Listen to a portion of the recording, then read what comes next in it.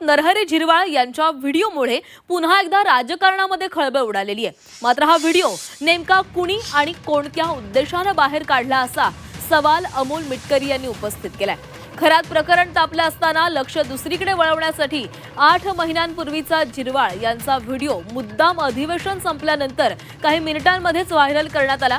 हा पूर्ण प्रकार कुणीतरी प्री प्लॅन करूनच केला असल्याचा संशयही त्यांनी व्यक्त केलाय। झिरवाळ प्रकरण हे लक्ष विचलित करण्यासाठीच उकरून काढण्यात आला असल्याचाही आरोप मिटकरी यांनी केलेला आहे।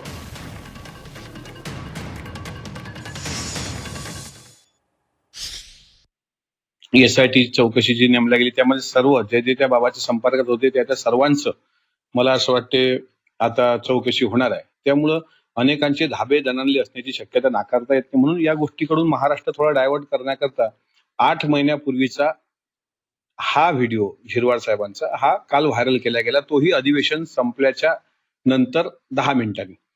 पूर्ण अधिवेशन काळामध्ये हा व्हिडिओ का नव्हता, कारण खरंच प्रकरण तोपर्यंत तापू द्यायचं आणि नंतर मग हा व्हिडिओ काढायचा। त्याच्यामुळे हे कोणी प्री प्लॅन केलंय का, त्यांच्या तिथे सुरुची बंगल्यावर कोणी होतं का तिथे, त्यांनी ठीक आहे तो व्हिडिओ जो दिसते तो मारपैकी खरा आहे आणि खरा जर असेल त्याच्यामध्ये दारूच्या बाटल्या पडलेल्या दिसतात, त्याच्यामध्ये नॉनव्हेजचं ताट दिसते आहे, बऱ्याच काही गोष्टी, पण ते तसा व्हिडिओ जर असेल तर हा व्हिडिओ काढला कोणी।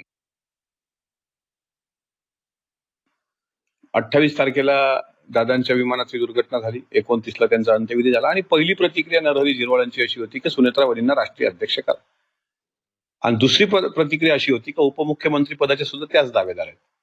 आणि तेव्हापासून त्यांच्या मागे हे शुक्ल काष्ट लागलं, तर त्यांच्या चेंबरमध्ये अँटी करप्शन ब्युरोची धाड पडली।